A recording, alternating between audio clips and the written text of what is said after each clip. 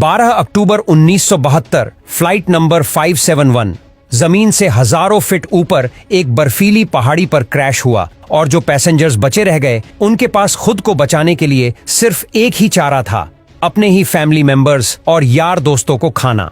तो चलिए जानते हैं इतिहास की सबसे बड़ी दिल दहला देने वाली कहानी। साउथ अमेरिका के उरुग्वे देश से एक चार्टर्ड प्लेन उड़ान भरता है जिसको चिली देश की राजधानी सैंटियागो में पहुंचना है। इस प्लेन में बैठे हैं रग्बी प्लेयर्स, उनके फैमिली मेंबर्स और उनके यार दोस्तों।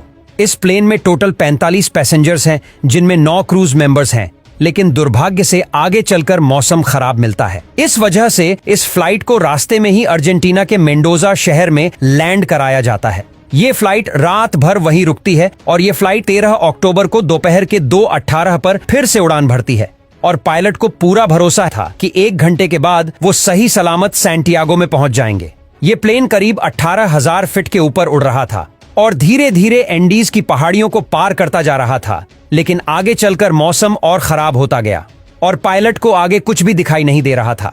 इसीलिए वह अपनी लोकेशन का रफ आकलन करता रहा और 1 घंटे के बाद जब उसे लगा कि उसने एंडीज की पहाड़ियों को पार कर लिया है, तो उसने सैंटियागो एयरपोर्ट पर ATC से प्लेन को लैंड कराने की अनुमति मांगी। तो ATC ने प्लेन को लैंड कराने की परमिशन दे दी। 3:21 को जैसे ही प्लेन नीचे आता है तो पायलट को दिखाई देता है अभी तो एंडीज की पहाड़ियां ही चल रही है और सामने एक बहुत बड़ी चट्टान है। जल्दी से पायलट प्लेन को फिर से ऊपर उठाने की कोशिश करते हैं, लेकिन अब बहुत देर हो चुकी थी। प्लेन को ऊपर उठाते उठाते प्लेन का पिछला हिस्सा पहाड़ी से टकरा जाता है और वो टूटकर अलग हो जाता है और पीछे शीट के 3 पैसेंजर्स हवा में ही उड़कर खत्म हो जाते हैं। इस टकराव से प्लेन डिसबैलेंस हो जाता है, जिस वजह से उसकी दूसरी विंग भी पहाड़ी से टकराती है और वो भी टूट जाती है।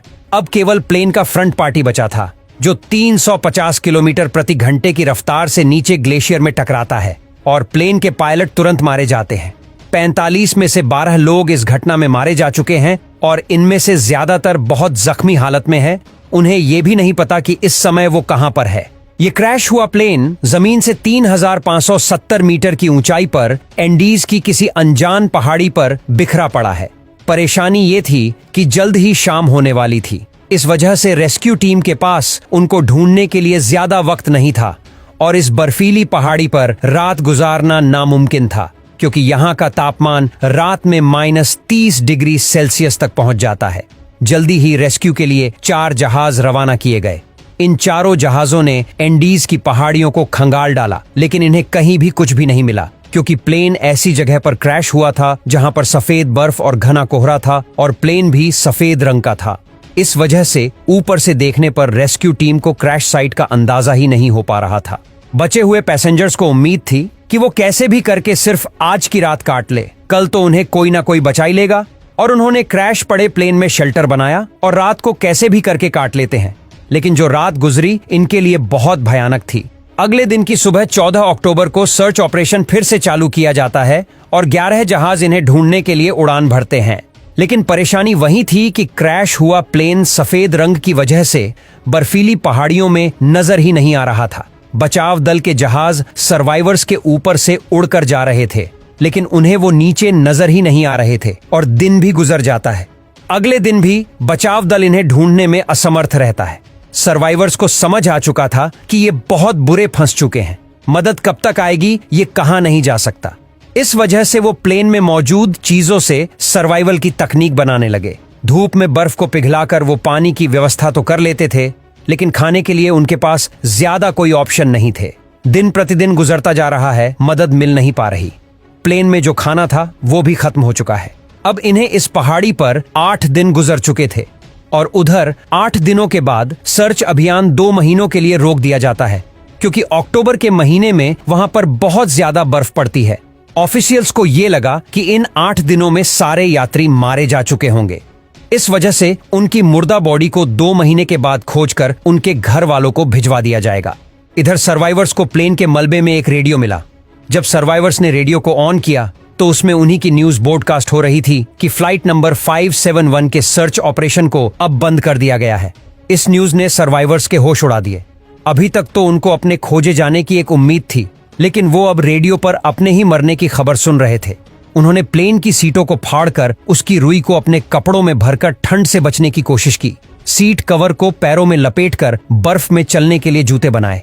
सबसे बड़ी दिक्कत खाने की थी। अब जिंदा रहने के लिए इनके पास सिर्फ एक ही ऑप्शन था, जिसके बारे में सोचकर ही रूह कांप जाए। इन्होंने बर्फ में पड़ी अपने फैमिली मेंबर्स और उन यार दोस्तों की मुर्दा बॉडीज को खाने का फैसला किया, क्योंकि इनके पास खुद को बचाने के लिए कोई भी ऑप्शन नहीं था।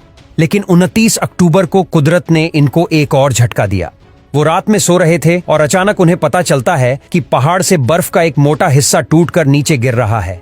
ये एवलांच इतनी जोर से आया कि भारी मात्रा में मौजूद बर्फ ने उनके टूटे प्लेन को अपनी चपेट में ले लिया। उनका प्लेन बर्फ के नीचे दब चुका था और प्लेन के अंदर भी बर्फ घुस चुकी थी। इस बर्फ से बाहर निकलने में इन लोगों को 3 दिनों का समय लग जाता है। अब इन्हें रियलाइज हो जाता है कि यहाँ रहेंगे तो एक एक करके सब लोग मारे जाएंगे। इससे अच्छा है कि इस पहाड़ी से बाहर निकलकर मदद ढूंढने की कोशिश की जाए। और उनमें से 3 लोग इस पहाड़ी से बाहर निकलकर मदद लाने का फैसला किया। और क्रैश के 33 दिनों के बाद यानी 15 नवंबर को ये तीनों लोग मदद ढूंढने के लिए निकल पड़ते हैं। चलते चलते इनको शाम होने लगती है, तभी इनकी नजर प्लेन के दूसरे टूटे हुए हिस्से पर पड़ती है। जब वो उस मलबे के पास जाते हैं तो उन्हें उसमें खाने के लिए बहुत कुछ मिलता है और आज की रात उन्होंने इसी में गुजारने का फैसला किया। प्लेन के उस पिछले भाग में उन्हें एक बैटरी मिली, जिसे कम्युनिकेशन डिवाइस को चालू करके वो बचाव दल को बुला सके। कुछ दिनों तक इन्होंने इसे चालू करने की कोशिश की, लेकिन इन्हें सफलता नहीं मिली। और अब ये तीनों नौजवान कनेसा, पराडो और विजेंटन ग्लेशियर पर चढ़ाई करने के लिए निकल पड़ते हैं। ये तीनों पश्चिम दिशा की ओर चलते चले जाते हैं, लेकिन ये बिल्कुल भी नहीं जानते कि जिस दिशा में ये जा रहे हैं उसमें कोई इंसानी बस्ती इन्हें मिल पाएगी या नहीं। उनको बस ये लग रहा था कि उनको इस सामने वाली पहाड़ी को पार करना है और उन्हें मदद मिल जाएगी, और उन्हें उम्मीद थी कि वो 3 दिनों में इस पहाड़ी को पार कर लेंगे। इसीलिए उन्होंने अपने साथ में सिर्फ 3 दिनों के लिए ही मीट की सप्लाई रखी। इन्होंने धागे से सिलकर एक स्लीपिंग बैग बनाया था और रात में एक ही स्लीपिंग बैग में तीनों चिपक कर सोते। चौथे दिन की सुबह उस पहाड़ी की चोटी पर पहुंच चुके थे। जैसे ही ये पहाड़ की चोटी पर पहुंचे तो इन्हें पता चला कि वो इतने दिनों से जिस दिशा में चल रहे थे वो गलत दिशा थी। आगे रास्ता खत्म ही नहीं होता। अब कि उनके पास खाने की सप्लाई बहुत कम थी, इस वजह से उन्होंने फैसला किया कि विजेंटन वापस लौट जाएगा और पराडो और कनेसा आगे बढ़ते रह गए। कुछ दिनों के बाद इन्हें नदी की एक छोटी सी धारा मिलती है। वो उस धारा के साथ साथ नीचे चलते रहते हैं और लगातार 9 दिनों तक चलने के बाद 20 दिसंबर को नदी के दूसरे किनारे पर इन्हें एक इंसान दिखाई देता है। पिछले 9 दिनों में इन्होंने पहाड़ पर 61 किलोमीटर की हैकिंग की थी और इन्होंने उनसे मदद की गुहार लगाई, लेकिन वो इंसान टुमारो बोलकर चले गए। लेकिन अगले ही दिन वो इंसान फिर से वापस आया और एक पत्थर में कागज और पेन लपेटकर नदी के दूसरे किनारे पर फेंका। नंदो पराडो ने पेन और कागज को उठाकर जो भी घटना घटी थी उसके बारे में सब कुछ लिख दिया। जब उस इंसान ने उस पेपर को पढ़ा तो वो सब कुछ समझ गया, क्योंकि उसे पता था इन पहाड़ियों में कुछ दिन पहले प्लेन क्रैश हुआ था। वो इंसान जल्द से जल्द शहर गया और आर्मी कमांड के साथ इस इंफॉर्मेशन को साझा किया और जल्द ही चिल्ली की एयर फोर्स इन्हें रेस्क्यू करने के लिए पहुंचती है। आर्मी ऑफिसर्स पराडो और कनेसा को हेलीकॉप्टर में बैठाकर क्रैश साइट पर पहुंचते हैं और 22 दिसंबर 1972 को क्रैश के 70 दिनों के बाद बचे हुए सर्वाइवर्स को रेस्क्यू किया जाता है। इस क्रैश के बाद 45 में से टोटल 16 लोग ही सर्वाइव कर पाते हैं। इनकी ये कहानी सच में दिल दहला देने वाली कहानी थी।